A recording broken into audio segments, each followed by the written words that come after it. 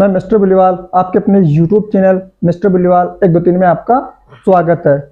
सफलता की अगली कड़ी में आज हम आपको एक ऐसे सफल व्यक्ति से परिचित करवाएंगे जो एक हरफनमौला अध्यापक के रूप में जाने जाते हैं, क्योंकि ये स्कूल में जो भी कार्यक्रम होते हैं उनमें बढ़ चढ़ कर हिस्सा लेते हैं और सफलतापूर्वक आयोजित करते हैं और इनका बहुत योगदान रहता है।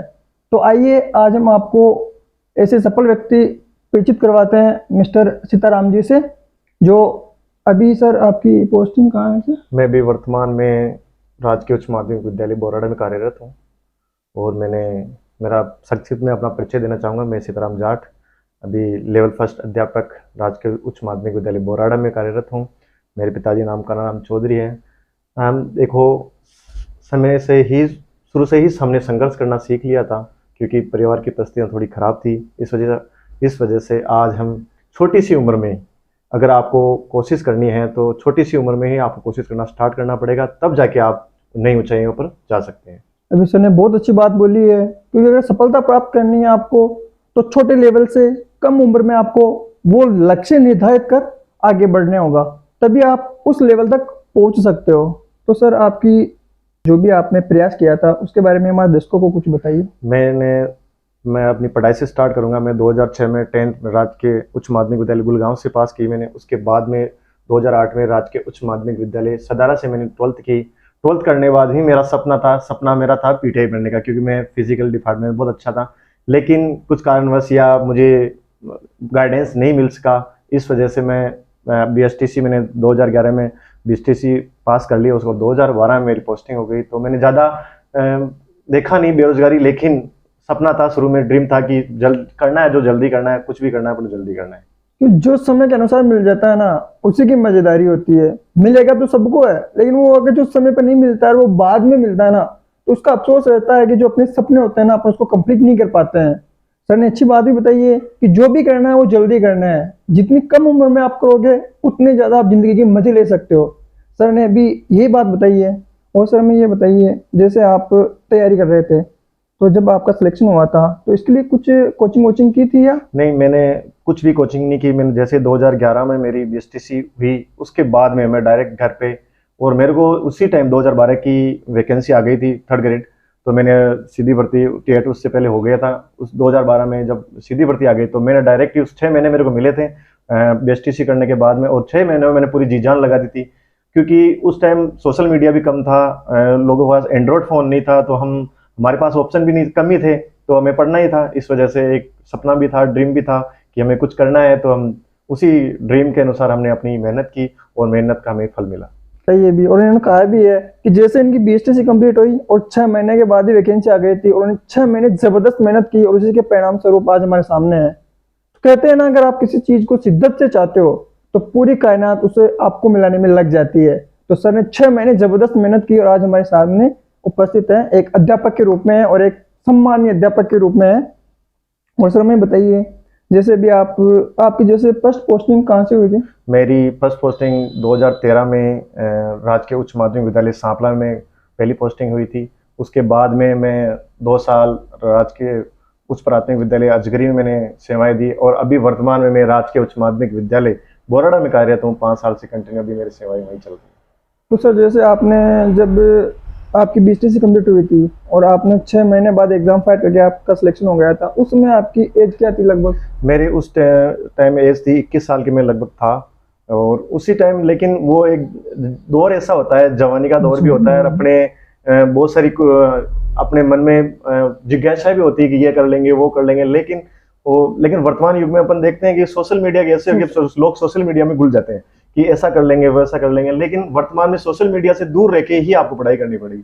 अगर तब तक सोशल मीडिया का आप चलाओगे, फोन चलाओगे, बार बार देखोगे सोशल मीडिया, तो मुझे नहीं लगता आप सक्सेस होगे इतना जल्दी, क्योंकि सक्सेस होने का टाइम जरूर लग सकता है, मैं मान सकता हूँ, लेकिन आपको उसके लिए जी जान मेहनत करनी पड़ेगी। क्योंकि जिस प्रकार मछली एक विपरीत धाराओं बहकर अपना विपरीत धाराओं बहती है, तो उसी प्रकार आपको विपरीत धाराओं बहते हुए, क्योंकि समस्याएं सबके पास है, समस्याओं से विपरीत आपको उनको दूर करके ही आपको सक्सेस पा सकते हो। मेहनत करोगे तभी आप, क्योंकि मेहनत ही एकमात्र एक सच सहारा है, जो कि एक रास्ता है इसके सक्सेस पाने का इसके अलावा कोई सहारा नहीं है, क्योंकि 99% आदमी की मेहनत होती है, सिर्फ 1% ही किस्मत होती है। अगर मेहनत नहीं करोगे तो किस्मत कभी आपका साथ नहीं देगी, क्योंकि कोई किस्मत होती नहीं है। मैं नहीं मानता, मेहनत ही आपकी किस्मत बनाती है। एक्चुअली सही बात तो ये है कि 99% आपको आपकी मेहनत होगी और 1% जो है वो आपकी किस्मत होगी। मेहनत ही आपकी किस्मत बनाती है। और सर ने अभी कहा भी है कि ये सर जैसे पीटीआई बनना चाहते थे, बट किसी कारणवश उनका ये सपना पूरा नहीं हो पाया और ये अध्यापक के रूप में अभी सम्मान्य अध्यापक के रूप में जाने जाते हैं। सर जैसे आपने कहा था अभी जैसे आपका ड्रीम था पीटीआई बनना, तो उसमें आप ये जैसे किस खेल में ज़्यादा रुचि थी? मैं उस टाइम मैं बचपन से ही प्रतिभाशाली था, मैं अपने आप बड़ाई नहीं करूंगा, लेकिन खेल के मामले में मेरा ऐसा था कि मैं सुबह निकलता था, चाय पानी रोटी कुछ नहीं, सिर्फ पूरे दिन फील्ड में। क्रिकेट में मेरा बहुत ज़्यादा शौकीन था। मैं जो अभी वर्तमान में केंद्र मंत्री हैं, राज्य मंत्री अशोक जी चांद्रा, मैं उनके साथ भी काफ़ी क्रिकेट खेली, मैं उनके साथ खूब क्रिकेट खेली। बड़े बड़े जो रणजी प्लेयर हैं मैंने उनके साथ भी क्रिकेट खेली। आपके जो साथी हैं पारा के, उनके सूर्यभान जी, उनके साथ भी मैंने क्रिकेट खेली। काफ़ी दिग्गज खिलाड़ी हैं, मैंने उनके सबके साथ क्रिकेट खेली। मेरा ड्रीम था फिजिकल, क्योंकि मेरे जो आइडियल थे, जोरावर सिंह जी जो पीटीआई थे हमारे स्कूल में, तो मैं उनको मेरा आइडियल मानता था। मैं सोचता कि मुझे भी ऐसे एक दिन फिजिकल टीचर बनना है। लेकिन उस टाइम शायद मुझे गाइडलाइंस नहीं मिली, मुझे पता नहीं था कि फिर बीएड ये करना पड़ता है, बीपीएड करनी पड़ती है। उससे पहले ही मैंने बीएसटीसी कर ली, तो जल्दी के चक्कर में बहुत कुछ खो भी जाते हैं, लेकिन पाया है वो बहुत कुछ है। और खोना तो कुछ तो हमेशा खोता ही रहोगे जिंदगी में आप। सर ने सही अच्छी बात बोली है, भी कहा है कि कुछ ना कुछ तो आप खोते रहोगे, कुछ ना कुछ मिलता रहेगा और बढ़ते रहने का नाम ही जिंदगी है। एक ड्रीम नहीं हुआ तो क्या हुआ, दूसरा ड्रीम तो इनके सामने था, तो उन्होंने सर ने उस ड्रीम को कंप्लीट किया है और आज अच्छे पद पर विराजमान है। सर ने भी कहा बीपीएड, तो बीपीएड के लिए मैं कुछ आपको बताना चाहता हूँ। जैसे अगर आप बीपीएड करना चाहते हो या पीटीआई बनना चाहते हो, इसके लिए आपको किसी एक खेल में पर्टिकुलर स्टेट या नेशनल खेलना होता है। अगर आप डिस्ट्रिक्ट खेलोगे तो उसमें क्वालिफाई करने के बाद में जैसे एग्जाम होता है ना, तो इनके सर्टिफिकेट के नंबर दिए जाते हैं आपको अलग अलग। इसी प्रकार से जैसे डिस्ट्रिक्ट के नंबर, स्टेट के नंबर और नेशनल के नंबर, सभी के सर्टिफिकेट के अलग अलग नंबर होते हैं।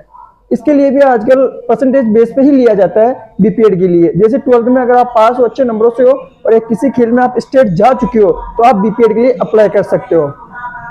तो सर जैसे आप क्रिकेट के जाने माने खिलाड़ी भी आसपास में आपका नाम भी चलता है, तो आप जैसे अभी बहुत सारे बच्चों का रुझान भी खेलों के प्रति बहुत कम होता जा रहा है। मैंने देखा है चीज, क्योंकि आजकल सोशल मीडिया का ऐसा वातावरण बना हुआ है कि बच्चे उसमें घुसे रहते हैं। तो आप क्या राय देना चाहते हो कि अपने भविष्य के प्रति कि भाई आगे बढ़ना चाहिए? क्योंकि मैं देखता हूँ सोशल मीडिया की वजह से ही वर्तमान में जो खेल की गतिविधियां हैं वो ठप है। वो मेन कारण यही है, क्योंकि आप 2 जने 4 जने भी बैठे हैं तो उस टाइम आप बात नहीं कर रहे होते हो दोस्तों से, मोबाइल चला रहे, वो मोबाइल चला रहा होता है। तो मैं चाहता हूँ कि अपना ये जो टाइम है, माना कि फोन बहुत इंपॉर्टेंट है, सोशल मीडिया बहुत इंपॉर्टेंट है, लेकिन इसको उतना ही यूज किया जाए जितना अपने लिए फायदामंद हो, क्योंकि ज्यादा यूज करना नुकसानदायक ही होता है हमेशा। तो इसको इतना यूज किया जाए अपने लिए फायदामंद हो, और ज्यादा गतिविधियां अपने फिजिकल अपने बॉडी को भी दे, अपने शरीर को भी दे, ताकि आपका मानसिक और शारीरिक विकास हो सके। जब तक मानसिक शारीरिक विकास नहीं होगा तो आप कुछ भी नहीं कर पाओगे। जब तक आपका शारीरिक और मानसिक विकास पूर्ण रूप से नहीं होगा, तब तक आप किसी भी फील्ड में चले जाओ परेशान ही रहोगे। इसलिए सबसे पहले आपका मानसिक और शारीरिक संतुलन होना बहुत जरूरी है और हर व्यक्ति के लिए ये आवश्यक भी है। और सर आप हमें ये बताइए, जैसे अगर कोई बच्चा अभी जैसे बहुत सारे एग्जाम हुए हैं, उनमें असफल भी हुए हैं, तो उन बच्चों को आप क्या राय देना चाहते हो ताकि वो आगे बढ़ सके और जो हुआ उसको भूल के नई शुरुआत कर सके? देखो, जो बहुत सारे एग्जाम देते हैं असफल भी हो जाते हैं, तो मैं सोचता हूँ कि असफलता ही सीढ़ी है सफलता की। क्योंकि जब तक आप एक बार में सफल हो सकते हो, माना कि जिनके बहुत सारे होते हैं जो एक बार में सफल हो जाते हैं, लेकिन अगर बार बार आप असफल हो रहे हो, लेकिन अगर आपका सपना है तो एक दिन आप जरूर सफल होगे, क्योंकि सपना ही इंसान को सफल बनाता है। आपका ड्रीम होना चाहिए, उसके लालच होने चाहिए। सपना भी ऐसा होना चाहिए, ऐसा नहीं कि आप सपना रात को सोने के बाद देख रहे हो तो वो सपना नहीं होता। सपना तो वो जो आधी रात को भी एक बार याद आ जाए तो जग जाओ आप। सपना ऐसा सपना होना चाहिए, तब जाके अगर आप फिर भी अगर आपको लग रहा है कि आप असफल हो रहे हो, तो मेहनत करते जाओ, एक दिन जरूर सफल होगी। क्योंकि बंजर भूमि भी एक दिन पेड़ उग जाते हैं, तो जरूर सफल होंगे। आप मेहनत करते रहें, अपने निश्चित अपने आप पर आत्मविश्वास रखें, अपने पर विश्वास रखें और कंटिन्यू अपनी मेहनत करते रहें। सर ने बहुत अच्छी बात बोली है कि बंजर जमीन में भी कभी ना कभी पेड़ तो उग ही जाता है। अगर आप प्रयास करोगे तो सफलता जरूर मिलेगी। और सर हमें ये बताइए, जैसे आजकल छोटे बच्चे भी बहुत ज़्यादा मोबाइल का यूज़ करते हैं और कभी कभी बच्चे स्कूल लेवल पे जो बच्चे होते हैं वो भी आजकल स्कूलों में भी मोबाइल ले जाते हैं। तो आप क्या कहना चाहते हो कि ये सही तरीका है पढ़ने का, या फिर कुछ? देख, वर्तमान परिवेश में अपन देखते हैं कि अपन अपनी जिम्मेदारी से भागने के लिए छोटे बच्चों को मोबाइल देते हैं। 1-2 साल का है तो अपन क्या करते हैं, घर का कुछ काम कर रहे होते हैं या रो रहा होता है तो रो रहा, अगर बच्चा रो रहा है उसको चुप कराने के लिए सीधा सा अपन को मोबाइल दे देते हैं। तो मोबाइल देने के बाद ये अपन नहीं सोचते उसके आइस पर उसके मानसिक जो विकास होना स्टार्ट हुआ है वो उसका अवरुद्ध हो रहा है। आप जितने बच्चे को जितना कम मोबाइल यूज करने के लिए दोगे उसका मानसिक विकास उतना ही ज्यादा होगा। तो आप हमेशा सतर्क रहे इस चीज से।